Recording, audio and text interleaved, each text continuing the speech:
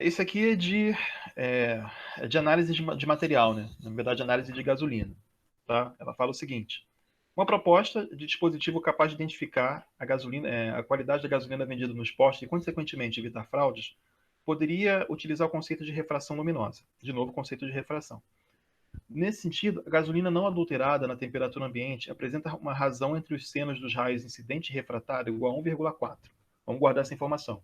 Então, o seno dos raios incidente e refratado numa gasolina de boa qualidade é 1,4. Né? Desse modo, fazendo incidir um feixe de luz proveniente do ar com um ângulo fixo e maior que zero, qualquer modificação no ângulo do feixe refratado indicará a adulteração do combustível. Tá bom? Então, assim, resumindo o que ele quer dizer com essa explicação toda aí dá para você usar um dispositivo para fazer um controle de qualidade na gasolina, sabendo que é uma gasolina de qualidade, sem ser adulterada, ela tem um índice de refração tal que, tá? A razão entre os senos vai dar para a gente 1,4. Tá certo? Aí coloca uma situação para a gente, ó. E é engraçado essa questão, porque ele dá toda uma historinha que não tem nada a ver com o problema, né? O problema é muito mais simples de resolver do que a historinha fala pra gente. A situação fala o seguinte: em uma fiscalização rotineira, o teste apresentou um valor de 1,9, tá? Então, o valor do seno da razão, né? Do seno do raio incidente com o seno do raio refratado deu 1,9 em vez de 1,4, tá certo? E ele quer saber qual é o comportamento do raio refratado. Ele não quer nem saber se a gasolina é de boa qualidade ou não, tá bom? Ele quer saber qual é o comportamento, tá bom?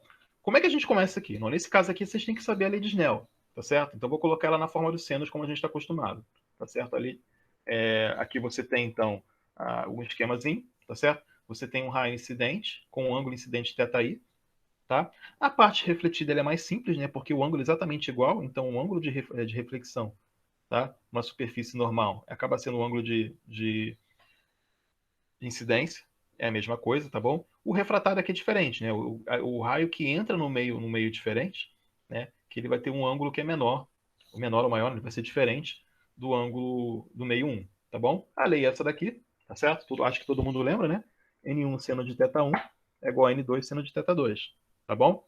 Vamos tentar raciocinar em cima do que o problema fala pra gente. O problema fala pra gente que a razão entre os senos do ângulo incidente e do seno do ângulo refratado. Então ele quer seno de θi sobre seno de θr. Se a gente isolar isso, a gente chega nisso. Ó. Seno de θi sobre seno de θr, né? O θr passaria para cá dividindo, tá bom? O N1 passaria para lá dividindo também. Então ficaria esse aqui, ó. Seno de θi sobre seno de θr é igual a N2 sobre N1. Beleza? Tá bom? E na situação normal, na situação desejável da gasolina, quanto é que vai dar isso aqui? 1,4. Tá? Não tem unidade, tá bom?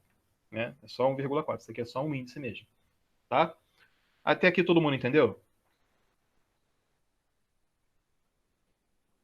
Tranquilo, né? Beleza. Tá.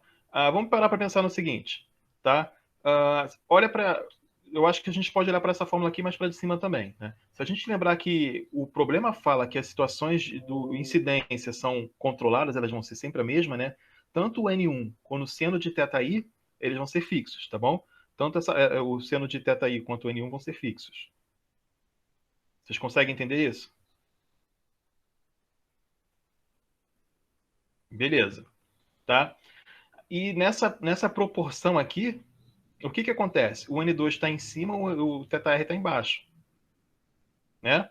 Ou seja, se você dá um acréscimo do valor de N2, o que acontece com θr? θr desce. Vocês entendem isso? Exatamente. Isso vocês podem ver tanto na primeira quanto na segunda, mas cada um vai conseguir ver mais fácil de uma forma diferente. Tá bom? Agora pensa comigo, vamos lá. O N2 da situação que ele dá para a gente no final, na pergunta, vai de 1,4 para 1,9. Então, o N2 teve um acréscimo, correto? Tá? Se o N2 teve um acréscimo, tá? Pensa bem aqui. O que vai acontecer com o θr? Tá? Como a gente viu lá atrás, quando um cresce, o outro diminui. Então, se o N2 cresceu, o que vai acontecer com o seno de θr? Vai diminuir, certo? Se o seno de θr diminui, tá? O ângulo que cresce com o seno não é proporcional, mas cresce com o seno, tá? Ele também diminui. Se ele diminui, tá bom? O raio refratado, ele está diminuindo esse ângulo aqui, ele está se aproximando da normal, tá? Então, na verdade, o que acontece nessa situação aqui, que a gente está trabalhando, tá?